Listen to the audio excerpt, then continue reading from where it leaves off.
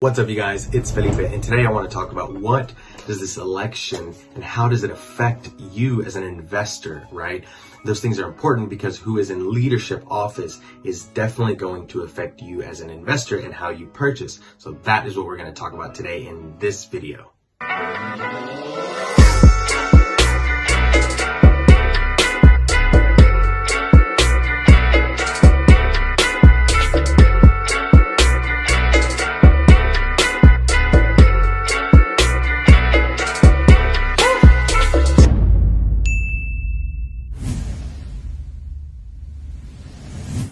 All right, let's get started.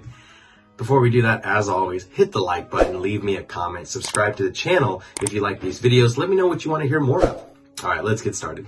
So interestingly enough, yes, who is in office, the president of the United States, is definitely going to affect you as an investor. What you shouldn't let it affect is how or where or what or when or all of these answers in how you invest. Let me explain.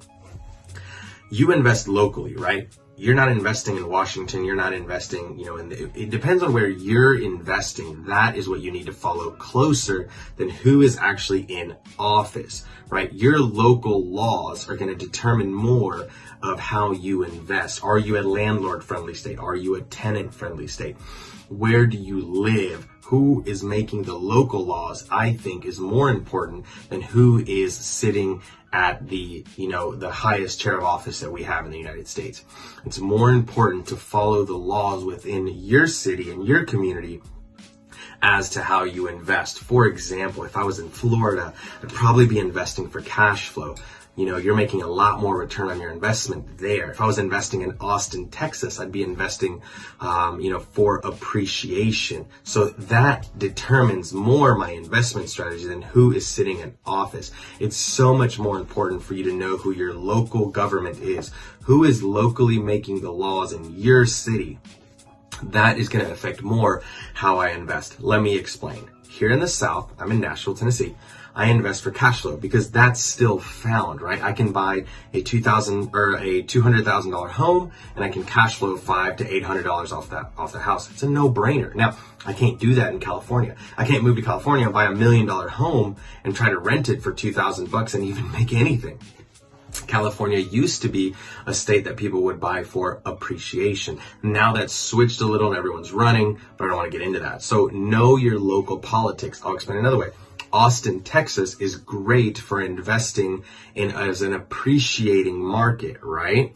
And then down in Florida, that's more of a cash flow play. So depending on where you're going to invest out of state, it's better to know if it's a good state for cash flow, is it a good state for flips, or is it a great state or city for appreciation? I think that's where a lot of investors get it mixed up.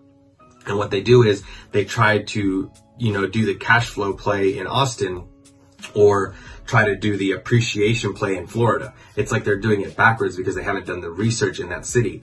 Another thing that you can look at is how friendly is that city to out-of-state investors. I know a couple states, the Carolinas, if I'm not mistaken, that charge double the taxes if you're an out-of-state investor trying to invest in their state. Locals have a way better chance of investing. So maybe a partnership, I don't know. So yes, it's important who's in office, but honestly, I think it is more important that you get to know the city where you're going to invest in. I think this is going to have more of an effect on your return on investment, on your flipping strategy, or on your wholesale strategy.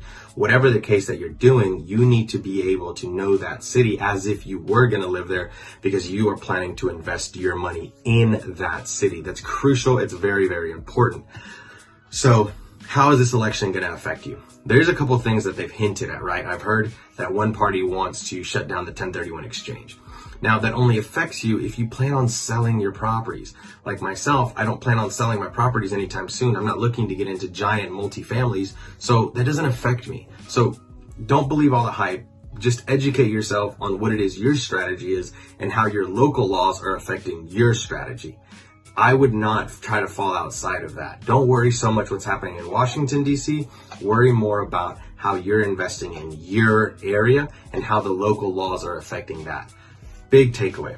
Make sure that you know, is your city or state good for flips, good for wholesales, good for cash flow, good for return on investment? Like, what is your city prime for. Again, California, Austin, and Florida, 3 completely different states, completely different strategies to invest in. So figure out what's the best strategy that works in your area. Thanks, guys. Make sure you leave me a comment, subscribe to the channel, and if you like it, let me know what kind of videos you want to see. Thanks, guys.